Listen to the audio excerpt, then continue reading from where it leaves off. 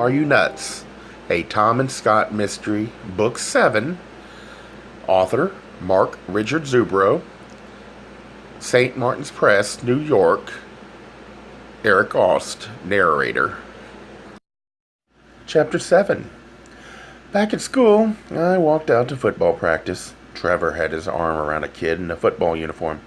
The athlete was sitting on a bench. As I got closer, I saw the kid was bent over and holding his knee.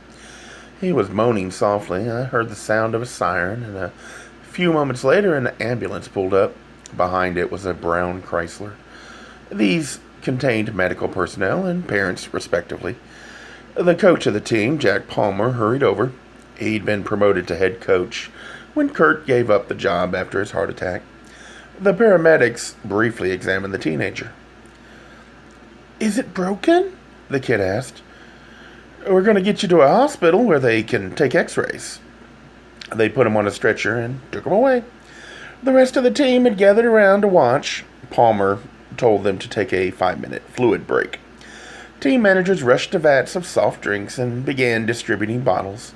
The heat was oppressive. The sun beat down on the field. I remembered my own playing days, and for a few seconds wondered how I could have been so oblivious to the mystery. Watching the team move quickly in the heat reminded me of the answer. It was fun, and I was young, and didn't care. At the time, playing football was all that mattered. Palmer gave me a friendly greeting. 2 years ago, as building rep, I'd helped him with some problems he'd been having with his family insurance through the school. Palmer nodded toward the departing ambulance. "That was my starting quarterback. I think his knee is shattered. Whether it is or not, my guess is this was his last day out here." He shook his head. "Nothing you can do about that kind of thing. It was a clean tackle. The kid who did it is in tears in the locker room. He's lucky. He'll probably survive to play again." He sighed. "What can I do for you?" "You heard about Jerome and Meg?" "Yeah, who hasn't?" Trevor stood up to leave. "I wanted to talk to one of your assistants," I pointed out Trevor. "Sure, I can spare him. Everything's pretty organized. The administration keeps giving us these people who don't know anything about sports." Trevor looked irritated at this. "Can you do something about that?" Palmer asked. "You know the answer, Jack. We've gone over it before. They have the right of assignment and transfer over all coaching positions." "Doesn't seem right. Every district I knew posted all extracurricular duties each year. This meant any teacher could apply for any of those after-hours jobs, so a coach of 20 years could be out the next season, and the administration was not required to give a reason. This made for a situation ripe for complaints and grievances, all of which the union would lose. Lots of people did get the coaching job they wanted or had had for years, but districts both liked to keep control and have the ability to get rid of incompetent coaches. "This won't take long," I said. Jack left. "What?" Trevor snarled. "You turning into a teenager? Just tell me what you want and let's get this over with." "How come yesterday you're eager to chat and now you don't want to be near me? Are you stupid?" "I'm not sure I'm in your league. Perhaps you could give me lessons." He turned red. "I shouldn't have said that, but don't you see? If I'm friends with you, they might think I'm gay." "They who?" "People. Everybody. The kids." "Everybody who talks to me and all my friends are gay?" "You know what I mean." "Actually, I don't." "What is it you want?" "All I want to know is when you left the meeting last night." "I don't remember the exact time. It was before the voting. I was bored, so I left early. I drove to a gay bar in the western suburbs. I met a couple of friends. We had a few drinks and played a little pool." "You going to tell the police this?" "What do you mean? They haven't talked to you?" "I'm supposed to go after practice. They had a lot of people in line." "They're going to want to know the answers to my questions." "I can't tell them I went to a gay bar." "Why do you have to identify it by sexual orientation?" "Will my friends be questioned?" "Maybe. Did you know Jerome?" "We were in the same department. I saw him at meetings. I don't hang around school much. Lots of the teachers think of this as a social place, but Other than you, I don't know any gay people here. I didn't find out about you until this summer, and you're not interested in going out. I usually party only with gay people. Did you ever have any disagreements with Jerome? No. Who were you supporting in the union election? I really didn't care who won. I'm not interested in that union stuff. Not many of the new teachers are. This was true if you went to a union meeting, and this didn't apply to just teachers' unions. Most of the time you only found people over 40. Yesterday, you were concerned about your job, I said. And killing Jerome is going to ensure that I get tenure? Probably not. Did you kill him? Get serious. I barely knew him. I had no reason to. No, I didn't. Did you notice if Jerome was still at the meeting when you left? Look, I noticed myself and nobody else. I gotta get back to looking like an idiot out here. He began trotting away. He got about 10 feet, then turned abruptly. Can I get sued for this kid getting hurt? Were you negligent? I was in charge of their group when it happened. He took a step or two back toward me. I don't think I did anything wrong. The district has insurance, and you're covered through the union as well. It's not time to worry about that. He nodded. Thanks. He hurried away. It didn't surprise me that he was afraid of being sued. Teachers worry about that a lot these days. I was surprised at Trevor's gay avoidance. I thought young gay guys weren't as paranoid about being found out as I had been when I started teaching. When you're gay, a certain general weariness about the world is natural, but Trevor was as self-hating and paranoid as the worst closet queen in the 50s. I had some sympathy with him from my own history, but this much paranoia seemed way out of line. Plus, he'd known I was gay yesterday when he wanted to be friends. Something didn't add up here. Back in school, I stopped at the office. Georgette said I had several messages. One was from Todd. Meg would probably get bail tomorrow. I called his office. How is she? I asked. Very depressed. She said she didn't want to see anyone. So if you're planning to go over, don't. I think she'd see me. We're close friends. Why wouldn't she? I'm not sure. Most people get really depressed when something like this happens. No matter how innocent you are or as bubbly as you've said Meg is, eventually it dawns on you that you could be convicted and spend significant amounts of time in jail. All the stories lately about people falsely convicted and stuck in prison for years don't help. She's scared. Does she have family in the area? No. An ex-husband in downstate Illinois. She never had kids. You might plan to come to the hearing. Maybe by then she'll see the wisdom of having friends around for support. Going it alone at a time like this is tough. You also might want to arrange for money at that time. How much? Bail will be at least $100,000, so you need to bring at least 10%. 10,000. He explained the process to me, and we hung up. Another message was from Scott. He would be in around 6 o'clock and would hire a limousine to take himself out to my place. He always insisted on my not picking him up or taking him to the airport. The limousine service was easier, and he could afford it. O'Hare traffic at 6 in the afternoon on any day could be a nightmare. I was tired and hungry. It was nearly 3 o'clock before I left. Georgette said, You have a call from Agnes Davis? She doesn't want you to call her, but she gave me her address. She hopes you have time to stop by this afternoon around 4? She handed me a sheet of paper. I thanked her for all her help, then stopped in my classroom. This time, nothing seemed odd or out of place, at first. Then I couldn't find my notes that I'd been constructing for the start of school list of things to do. No one was in the corridor. The nearest custodian I found claimed not to have seen anyone going into or out of my room. I called down to the office on the intercom and asked Georgette if she knew about anybody who'd been looking for me or who might have had an excuse to enter my room. She said no. I began to feel uneasy. I knew those notes had been nowhere else but in the middle of the top drawer of my desk. I was too tired to continue puzzling about the anomaly staring at the empty space in the middle of my desk. Was it going to make the papers reappear? Nor was it going to make whoever was doing this pop out of the cabinet and confess. I used the phone in the English office to call OSHA about the air conditioning. The person there was actually pretty nice, nor did he give me unrealistic hopes. He would send me the proper form. His main concern was my willingness to follow through on a complaint. You aren't going to stick with this, he asked numerous times. It's an impossible situation, I said. We get too many people who get scared off and back out. I'll stay with it. I'm the union rep here, so I'm in for the duration. What if they solve it while I'm in the process of filling out forms? You can be happy. I returned to my work in my room.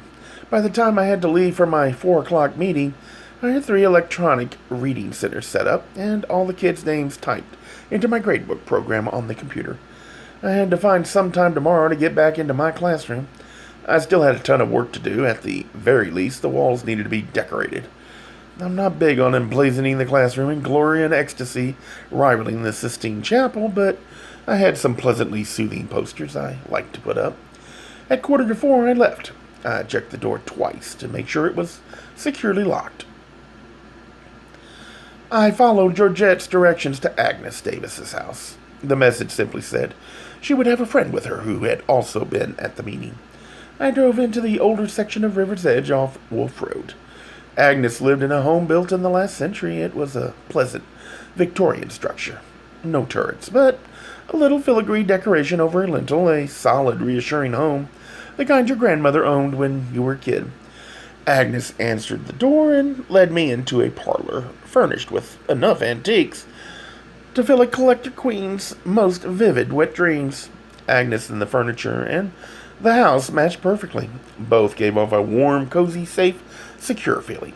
Beautiful wooden molding framed all the doors and ran along all the walls on both the floor and ceiling. Heavy wooden furniture, hardwood floors, highly polished with finely woven area rugs, carefully laid near or under various pieces of furniture, a solid rocking chair, a minimum of lace doilies. Portraits of frowning males and females lined the walls.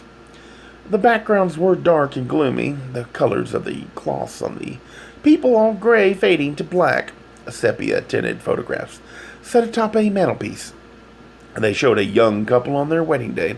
Fresh flowers in bright-colored vases on every open service kept back thoughts of a gloomy Victorian mausoleum. Beautiful flowers, I commented. Thank you, Agnes replied. I grow them myself.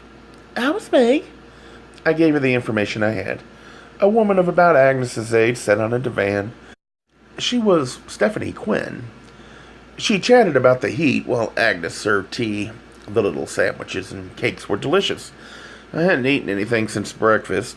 Agnes smiled encouragingly as I began wolfing down a large quantity of everything. When I'd finished eating and was sitting back and sipping tea, Agnes began. We want to talk to you. Stephanie has known Meg as long as I, back from before she got married when she first moved to town. We want to help. I was too exhausted last night. I'm not sure anything I told you made sense. You were excellent, Agnes smiled. I taught first grade in the River's Edge School District for 35 years. I remember when you started. Tom, you were such an earnest young man. To my amazement, I blushed. I've been trying to remember more from last night, Agnes said. And Stephanie knows everyone in the community. She keeps up on everything. Which I translated to mean she was a gossip. Excellent. Here were tales that could be told. These were the kind of people who could fill in important background information. We know Meg didn't do the murder, Agnes said. We've been friends for so long. When I talked to the police, I'm afraid I didn't tell them everything. I wasn't sure what to say. I didn't want to get innocent people in trouble, but I wanted someone to know the information I have. It might help, Meg. I know you said you'd be helping her, Stephanie added. Meg always says the nicest things about you and your friend, the baseball player. I said, Meg's a good friend. Well, Agnes said. She put down a cup of tea. That meeting last night was just symptomatic of what's wrong in River's Edge.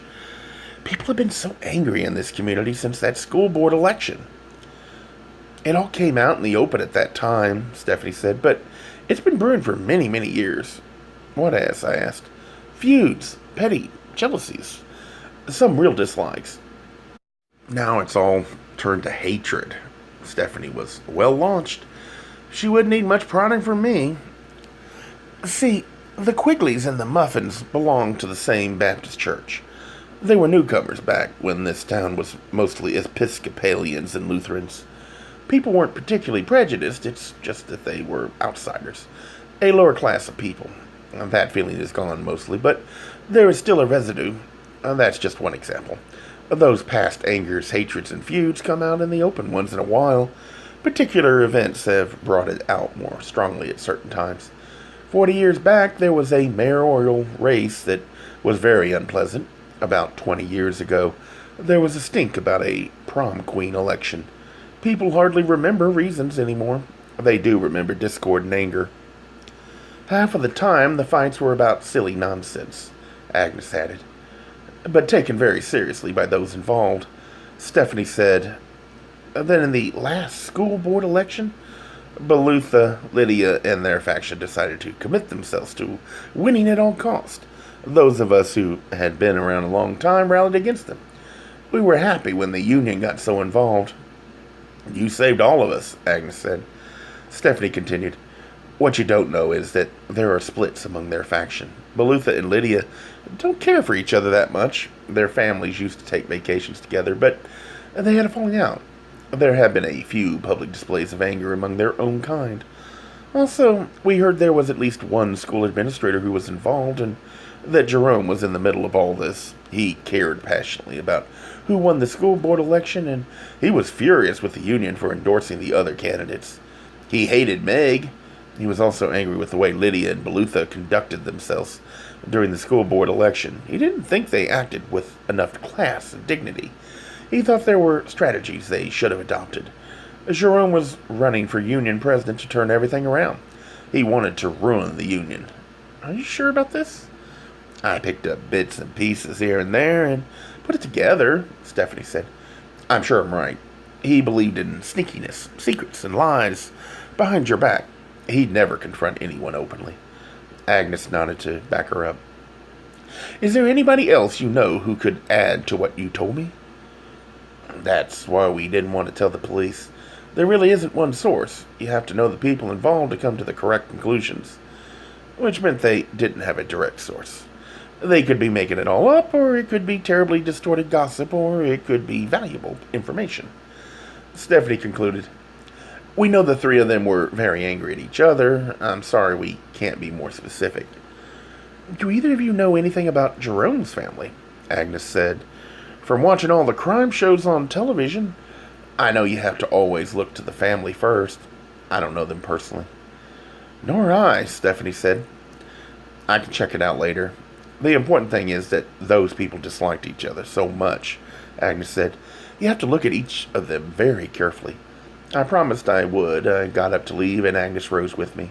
At the front door, she said, do you know I was the second president of the union? No, I said. Yes, I helped found it. Unfortunately, the first president was completely incompetent. There was a contested election, and she lost. Anybody I know? It was Beatrix Zuri. I didn't know that. It was long before you were hired. We're talking about ancient history here. I'd been in the district only a couple of years at the time. It must have been Beatrix's third or fourth year of teaching. She was one of the ones who led the charge for the union, but she was running it into the ground. A few of us rallied around to save it. I love the union. In a contested election, I beat her. The administration gave me a hard time for a few years about my union activities, but I survived, and so did the union. I thanked her for her information and left. I certainly hadn't been aware of most of what they had told me. The most disturbing thing was Jerome's plan for the union. I wondered if Kurt had known about Jerome's secret opposition during the school board election. Someone deliberately working against the group was serious stuff. That Beatrix was an early founder of the union and a loser in a tough election was news. No wonder she was bitter about the union and impossible to deal with. By the time I got home, it was nearly 5:30. I decided to take a nap. Serious napping is an art I excel at. I woke at 7. Scott wasn't home. I called the airport, and they said the plane was an hour late. I tidied up the house a little. Scott is a neatnik, and I'm a slob. But I like to have all the loose stuff picked up off the floor, and all the books in the bookcases, and the magazines in neat piles. After that, I got a 24 by 18-inch piece of construction paper from my office. I keep a supply of basic school materials at home.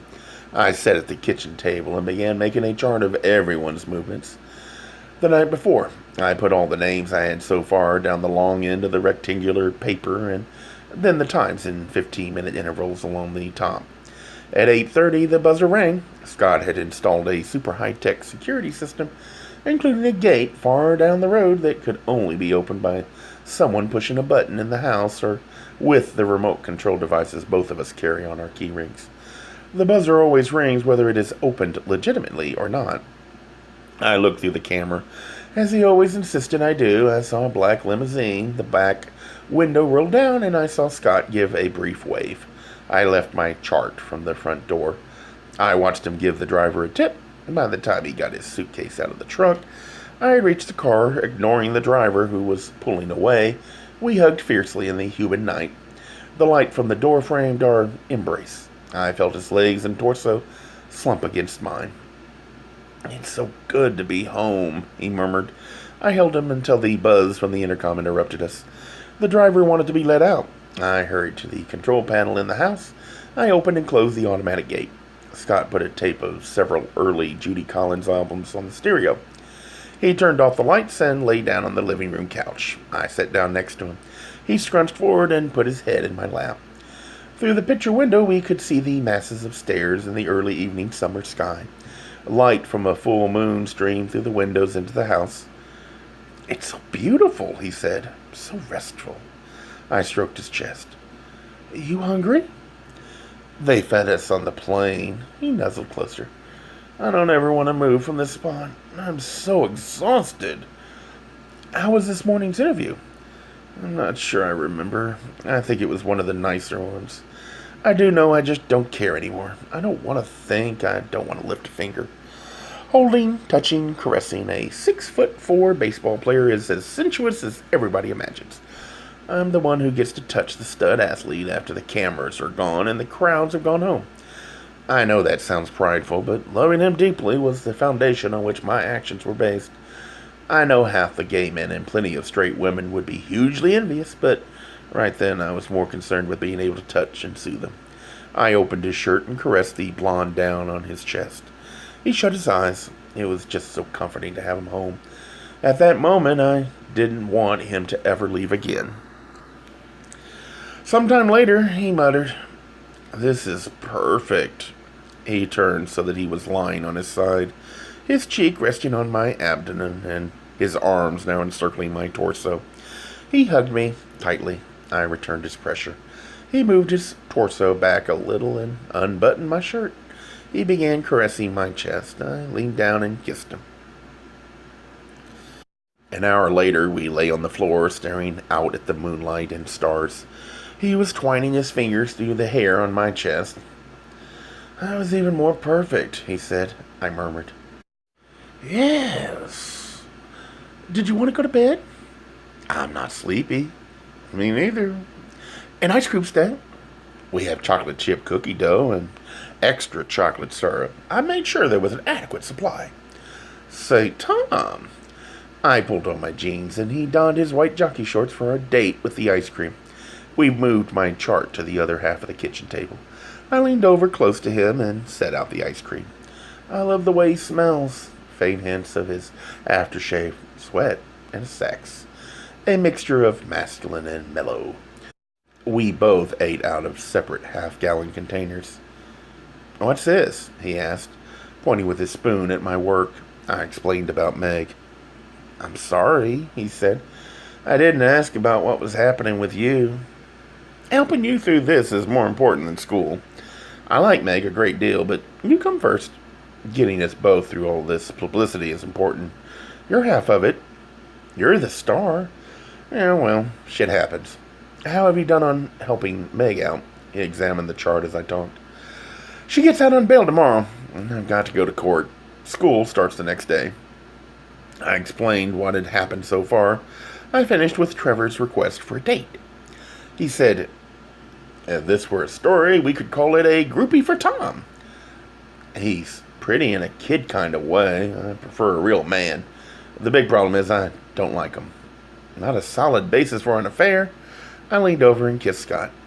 You need bail money for Meg tomorrow? You want to come with me? Todd said. We could work it out down there. Sure. He pointed at my chart. You don't have Meg on here. Well, of course not. She didn't do it. Her movements need to be on here anyway, don't they? And how do you know she didn't do it? I beg your pardon. She's our friend, but look at what's happened with all this gay controversy. We've seen friends and family do nutty stuff. People we've never expected to support us have. Others we thought would be great have turned their backs on us. You don't know the interrelationships between all these people. How do you know she didn't do it? She's a friend. I know her. She wouldn't. Did you hear her say she didn't kill Jerome? No. I thought back to my talk with Agnes in the police station. Agnes didn't say specifically. Maybe like me, she just assumed she didn't do it. I hate to say this. I like Meg too, but what if she did do it? That just sounds so absurd. My mind rebelled against the concept, but now that the seed was planted, I knew I had to check it out. I don't think you can leave anybody out unless you are absolutely certain they have an ironclad alibi. I'll keep everybody on the list. What if it wasn't somebody who was at the meeting? I don't see how we could interview everyone not there. That would be several billion people. I have to start somewhere. I'm going to call Frank Murphy in the morning and see if he can't give me some hints from the police perspective. If I can help, let me know, he yawned. We put the leftover ice cream away and walked arm in arm to bed. We curled in, but it was quite a while before we were finished and ready for sleep. I dozed off with his arms around me and my head on his chest. When I awoke, it was still dark. Looking out through the picture window in our bedroom to the New Forest, I saw the moon had set. I reached for Scott in our king-size bed, but he wasn't there. The bathroom door was open, but there was no light on. I didn't hear or see him. I threw on some jeans. I found him in the living room. He was sitting in a corner of the couch. The stereo was on low. I could hear the music playing softly. He was listening to a compilation tape of the saddest and most mournful, overwrought, melodramatic country and western songs of the past 30 years. He had put it together from hundreds of CDs. He listened to it mostly when he was deeply depressed. He looked up when he heard me come in. I sat in the arm of the couch next to him. He wore only his briefs in the light of the stereo. I could see a tear on his cheek. I held his hand. What's wrong? He lifted my hand to his lips and kissed it. I love you. He rose and walked to the floor-to-ceiling windows. He stood with his feet widespread. He placed his palms flat against the windows and leaned forward. He looked totally studly, but I was worried. I followed him and stood next to him. What is it, Scott? When I was a kid and realized I had feelings for guys and not girls, the strongest wish I had was to be normal. To wish I didn't have those feelings. Over and over again, I wished for a magic potion to make me straight. I haven't thought about that for a long time. Until tonight. I can handle pressure. You know that. I've seen him pitch some spectacular games of baseball in pressure cooker situations, including no-hitters in the World Series.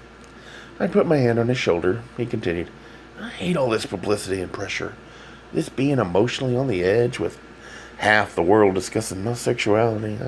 I just don't want to take it anymore. I don't want to do any more radio or television shows. I want to stay here with you and hide.